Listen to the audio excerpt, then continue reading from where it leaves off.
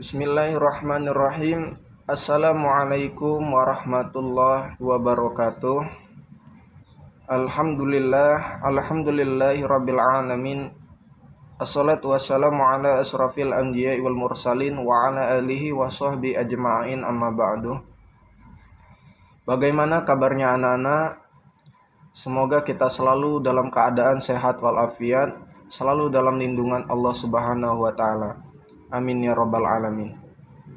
Baiklah, sebelum kita mengawali pembelajaran pada kesempatan kali ini, mari kita awali dengan mengucap lafaz basmalah.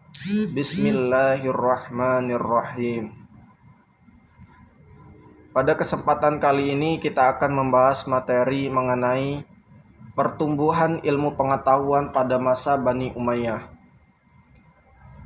Bani Umayyah diambil dari nama Umayyah, kakek Abu Sufyan bin Harb, atau nenek moyang Muawiyah bin Abu Sufyan. Umayyah hidup sebelum Islam, termasuk bangsa Quraisy. Pusat pemerintahannya berlangsung di Damaskus, berlangsung selama 90 tahun. Tepatnya 41 sampai 132 Hijriah atau 661 sampai 720 Masehi. Pertumbuhan ilmu pengetahuan pada masa Bani Umayyah terdapat 3 diantaranya: gerakan ilmu agama, gerakan filsafat, dan gerakan sejarah. Pada gerakan ilmu agama, terdapat lembaga dan pusat pendidikan Islam. Pada zaman ini, masjid sebagai semacam lembaga pusat kehidupan dan kegiatan ilmu, terutama ilmu-ilmu agama, yang di dalamnya terdiri dari ustadz dan murid. Yang pada saat itu mengajar ada Abdullah bin Abbas dan Hasan Basri, Ja'far Asy-Syidik. Kemudian terdapat materi bidang ilmu pengetahuan, diantaranya ada ilmu qiraat, ilmu tafsir, ilmu hadis, ilmu nahwu, dan ilmu geografi atau geografi.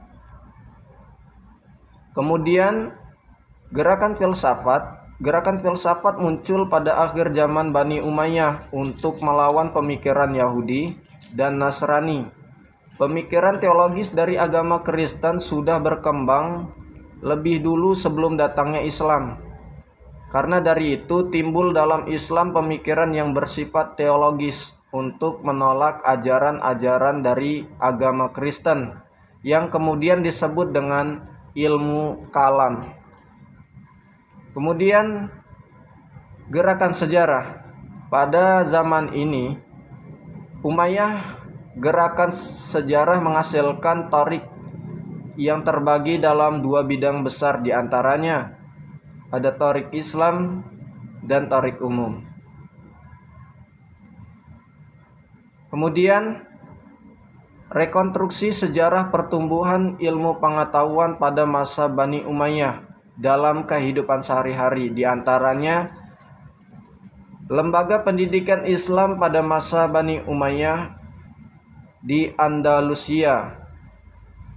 Yang kedua, faktor pendorong majunya pendidikan Islam pada masa Bani Umayyah Andalusia.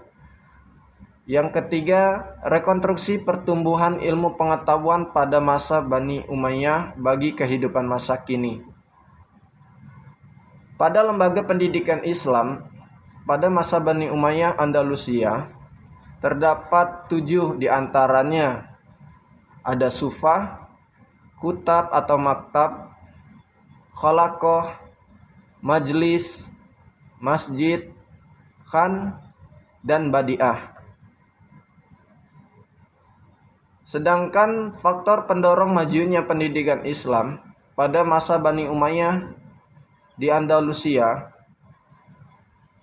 yang mana adanya dukungan dari para penguasa, didirikannya sekolah-sekolah dan universitas-universitas, dan banyaknya para sarjana Islam yang datang dari timur sampai barat wilayah Islam dengan membawa berbagai buku dan bermacam gagasan. Kemudian adanya persaingan antara Abbasiyah di Baghdad dan Umayyah di Spanyol dalam bidang ilmu pengetahuan dan peradaban. Kemudian rekonstruksi pertumbuhan ilmu pengetahuan pada masa Bani Umayyah bagi kehidupan masa kini. Pertama adalah lembaga pendidikan Sufah sebagai tempat yang dipakai untuk aktivitas pendidikan. Biasanya tempat ini menyediakan tempat pemondokan bagi pendatang baru dan mereka tergolong miskin. Di sini, para siswa diajarkan membaca dan menghafal Al-Quran secara benar dan hukum Islam, serta pelajaran dasar-dasar berhitung, kedokteran, astronomi, genealogi, dan ilmu fonetik.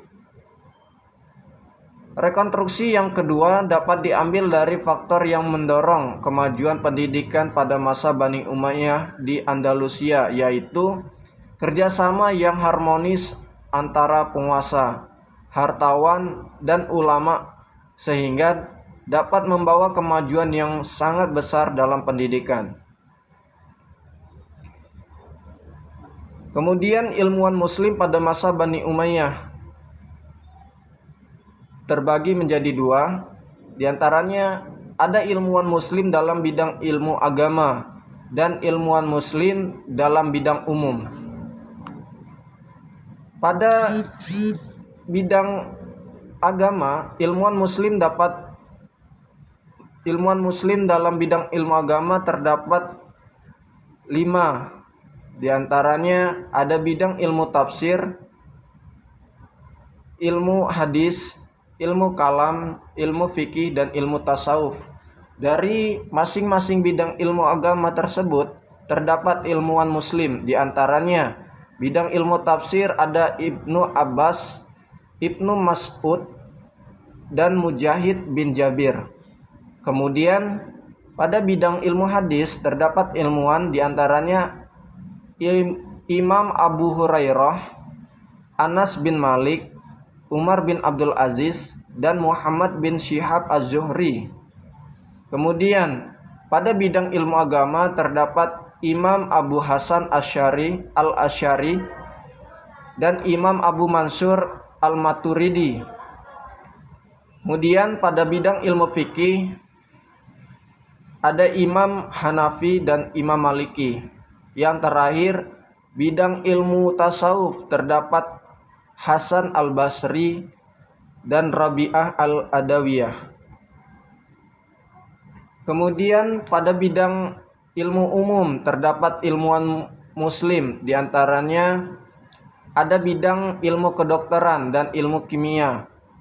Pada ilmu kedokteran terdapat ilmuwan yang bernama Abdul Qasim Khalaf bin Al-Abbas Az-Zahrawi.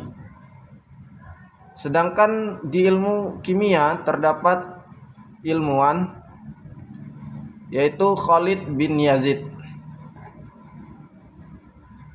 Baiklah, itulah tadi materi yang telah Bapak sampaikan mengenai pertumbuhan ilmu pengetahuan pada masa Bani Umayyah.